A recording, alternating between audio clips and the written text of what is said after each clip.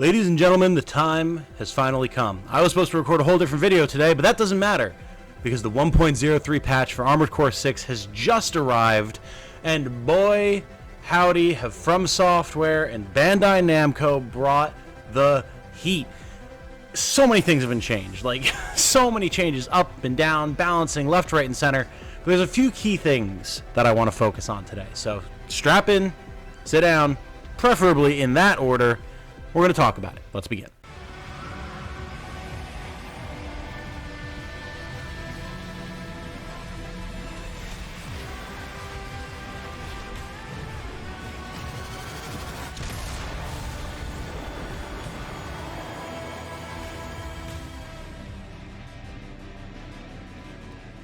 Hello everyone, my name is Tom, otherwise known as Titanium Legman, and if you enjoy what I do, you enjoy my coverage of Armored Core 6 or any of the other various games and genres that I do here on the channel, a like and a subscription would be very much appreciated. I'm a small creator, making YouTube my full-time career, and I could use all the help that I can get to grow in this ecosystem. Thank you. So what are the major strokes here? Well, first of all, friends, Zammers, Zimmers, Zimmasters, I'm sorry.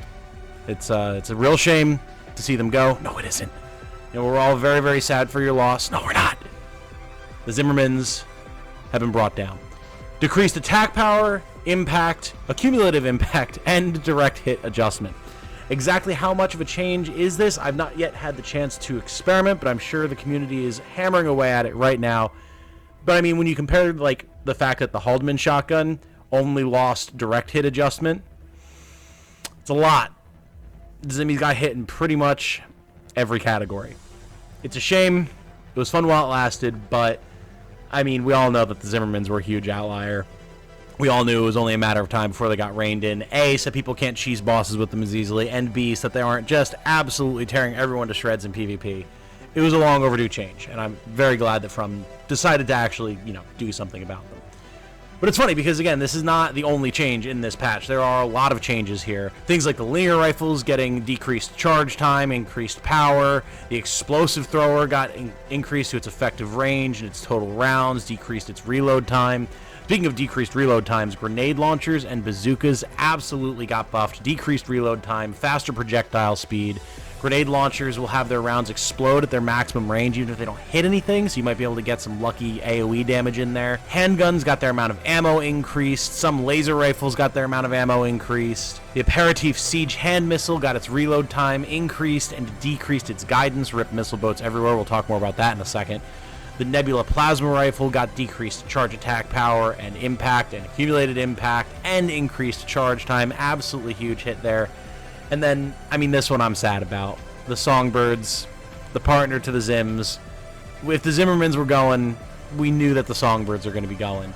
They got decreased attack power and impact and accumulative impact. But, much like all the other grenade launchers and grenade cannons, their rounds now explode upon reaching their effective range, even if they don't make contact, so there's that. The Stun Needle Launcher got a decrease to its impact, accumulative impact, direct hit adjustment, and attack power on consecutive attacks. No surprises there. Diffuse laser cannon, increased total rounds, all that type of good stuff.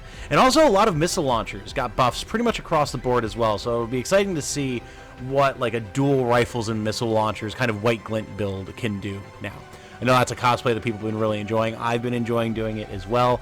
And between the regular rifle buffs from the previous patch, the charge rifle buffs from this patch, and then the missile launcher buffs, I'm excited to see what White Glint can do in AC6 now. Finally, something that I'm actually quite excited about, the Laser Orbit got an increase to its attack power, its direct hit adjustment, its ideal range, its effective range, and its projectile speed, which is nice because like I liked using the Laser Orbit, but it never quite felt like it had the punch that I wanted it to, even though it is a very passive weapon. I know it can't be the most busted thing around, but seeing it get a buff across the board should make it a lot more viable and a lot more useful in certain like lightweight, high rate of fire builds that I like to do. As far as parts are concerned, there's just a suite of changes. We're looking at a lot of increased system recovery and a lot of increased attitude stability across the board for a lot of different parts. I'm not going to take the time to go through them all here because there's a ton.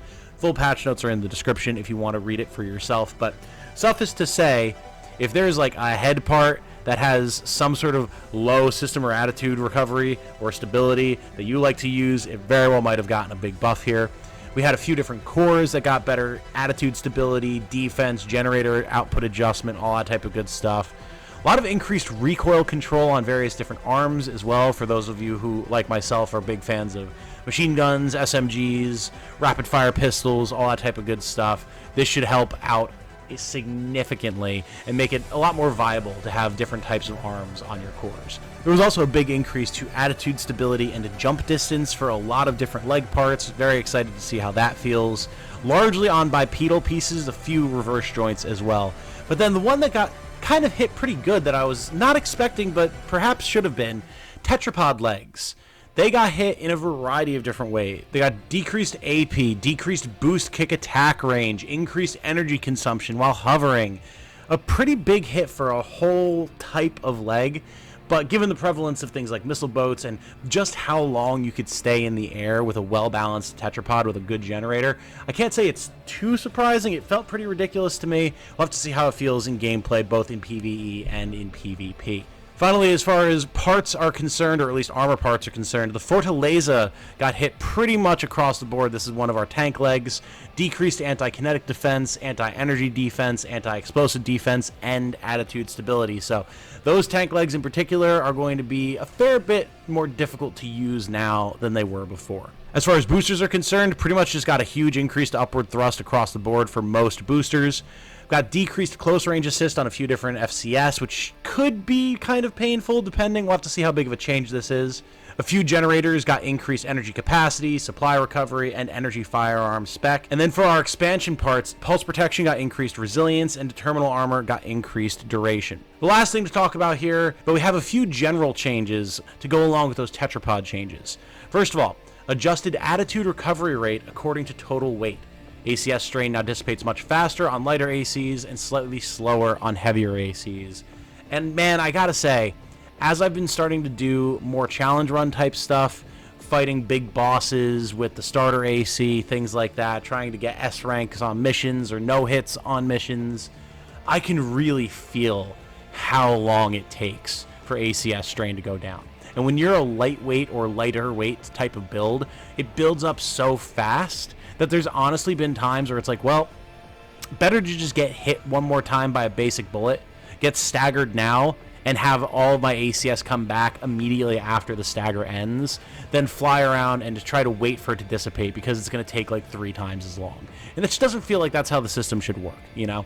Especially if you're on a lightweight build that the whole goal is to stay mobile and not get hit. Rewarding you more for getting hit in those types of scenarios is just silly. So I'm excited to see how much of a change this is. It could make lightweight builds an absolute terror in PvP, but I think it's going to make them feel a lot better in PvE. Boost speed rate was also apparently changed according to total weight. Not really a very specific patch note. We'll have to see how that winds up coming into play here. The top speed during assault boost for heavier ACs was reduced, which makes sense. The impact reduction effect during assault boost was also decreased, which is interesting. That's not really something that I've even really considered when assault boosting, but it could wind up making it a lot trickier to assault boost into someone or into a boss and try to get a big hit in or a lot of stagger damage with your rifles or something like that. So we'll have to see how big of a change this is. All leg types except reverse joints had the impact damage of the boost kick reduced, which is interesting. I know boost kicking has been a very big deal for a lot of builds. And finally, the damage dealt by certain weapons when attacking the pulse shield from the pulse shield launcher was adjusted. It wasn't specified whether this was an adjustment up or down, so we'll have to see how that winds up shaking out. I've literally never used this part, so maybe I need to investigate it just to see how it feels now. But it just felt like something that was going to be so easy to navigate around, like unless you're fighting a fairly immobile boss in PvE, which isn't really something that happens that often. I don't really know how I feel about this one, but really, at the end of the day, what I want to see the most now that this change has happened is A, how everyone's PvP builds wind up getting changed up. Are we going to see just an even greater reliance on stun guns? Because I know it's been a very popular choice in PvP. Now that the Zimmermans have had the legs cut out from under them. What other types of back weapons are people going to be going to now that the Songbirds aren't quite as strong? Are we going to see more missile launchers now those got buffed, or more grenade cannons now that those got buffed? And really just now that we have less ACS strain on lighter mechs and lower speeds for heavier mechs. How's that going to change things up? A lot of people have been really going for like heavy duty tank leg builds or like missile boat builds with tetrapod legs. So depending on how big these changes are, we could see a lot of shakeup in the PvP side of things. The other thing that I want to look into now is how my Becky's Birthday build is going. If you haven't seen my video on that, it is a lightweight dual Sweet 16 shotguns build with dual Songbirds on the back. Started out as a meme, kind of a little bit of a like, aha, you know, Sweet 16's Becky's Birthday, it's hot pink, and it's got like big cannons on the back, it looks like a sports car, like, you know, haha. But it actually kind of has turned out to be my strongest build. It's the one that I go to whenever I'm just really grinding my head against some sort of a challenge in the game, and usually it'll clean that up for me. So now that the Songbirds have been nerfed, that's clearly going to be less effective overall. But notably, there were no changes to the Sweet 16s themselves. It's the only shotgun that didn't get touched, or at least kinetic shotgun that didn't get touched. So I'm wondering if we're going to see more of them in PvP, and they're clearly still going to be just as effective as they've always been in both PvP and PvE. So I'm going to have to experiment with Becky's Birthday a little bit, see if she's still quite as effective at destroying bosses and tough enemies as she used to, with the Songbirds having been nerfed a bit. But yeah, that's pretty much the news. This has obviously been a long time coming. People have been really getting tired of some of these outlier weapons in PvP, and I'm curious to see how some of the crutch weapons, again like the Songbirds and the Zims, getting really nerfed into the ground is going to impact the way that people approach things in PvE. So I know a lot of people are like, I don't know how I would have beaten this boss without these weapons. I mean, myself included with the Songbirds, so it's going to be a fun time for sure. But that said, let me know what you think about the changes down below. If you have any more specific details, or you've seen anyone else has any more specific details, has done any testing about these changes, do let me know so that I can incorporate it, maybe do a follow-up video. And yeah, just let me know what your experience with Armored Core 6 has been thus far, and maybe how it's changed for you since this patch has launched, depending on when you're watching this video. I'm definitely going to be experimenting with some stuff. I'm actually going to be streaming tonight, doing my New Game Plus Plus run that I'm just going to be starting tonight. So if you're watching this and you want to see me stream later, well, the stream is scheduled, so you can check it out then. With that said, though, my name has been Tom, otherwise known as Titanium Legman. Thank you all so much for watching. I do very much appreciate it. I hope you all have a good night. Stay safe and healthy out there. And remember, be good to each other. Bye now.